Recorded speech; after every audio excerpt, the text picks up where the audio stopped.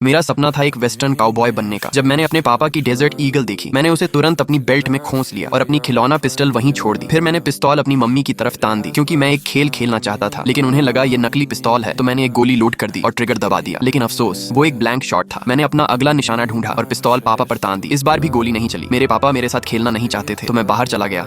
रास्ते में मुझे एक मेलमैन दिखा। मैंने उसे हाथ ऊपर करने को कहा। मेलमैन ने मेरी बात मान ली, तो मैंने उसे जाने दिया। इसी दौरान मैं मॉल पहुंच गया। मैं एक झूलने वाले घोड़े पर चढ़ गया और फिर डेजर्ट ईगल निकाल ली। मुझे लगा मैं जैसे काउबॉय हूँ। जैसे ही मैं ट्रिगर दबाने वाला था, एक लड़की दौड़ कर आ गई। वो भी उस घोड़े पर चढ़ना चाहती थी। उसके पापा ने बदले में मुझे एक लॉलीपॉप दी। मैं तैयार नहीं था, तो उस आदमी ने मुझे जबरदस्ती नीचे उतार दिया और मैं बहुत गुस्सा हो गया। मैंने एक और राउंड लोड किया और ट्रिगर दबाया, लेकिन गोली फिर भी नहीं चली। फिर मैं मॉल के अंदर चला गया। उधर पापा को पता चला कि उनकी असली पिस्तौल की जगह एक खिलौना रखा हुआ है और सारी गोलियां गायब थी। मेरे माता पिता बहुत घबरा गए और वे मुझे ढूंढने निकल पड़े। मम्मी मॉल में दाखिल हुई। उन्होंने इधर उधर देखा, लेकिन उन्हें दिखाई नहीं दिया कि मैं फर्श पर बैठा था। मैं अभी भी गोलियां लोड कर रहा था। पिस्तौल पूरी तरह भर चुकी थी। मैंने पिस्तौल सेल्सवुमन पर तान दी। उसने मुझे एक कैंडी खिलाई। मुझे लगा वो अच्छी इंसान है, तो मैंने पिस्तौल नीचे कर दी। फिर मुझे वही परेशान करने वाले बाप बेटी दिख गए। मैं उन्हें सबक सिखाना चाहता था। अचानक एक काउबॉय लड़का मेरा ध्यान खींच लेता है। उसी समय मम्मी ने स्पीकर पर मेरा नाम पुकारा। सेल्सवुमन ने मेरी मम्मी को बताया कि मैं मॉल से निकल चुका हूँ। अब मैं थक चुका था। मैं घर की तरफ चल रहा था। जैसे ही मैं दरवाजे से अंदर गया, मुझे सिर्फ नैनी ही घर पर मिली। मैंने एक मास्क पहन लिया। अचानक मैंने पिस्तौल उठा ली, खेलने की कोशिश करते हुए, लेकिन नैनी ने ध्यान ही नहीं दिया। मैं फिर भी खेलना चाहता था और पिस्तौल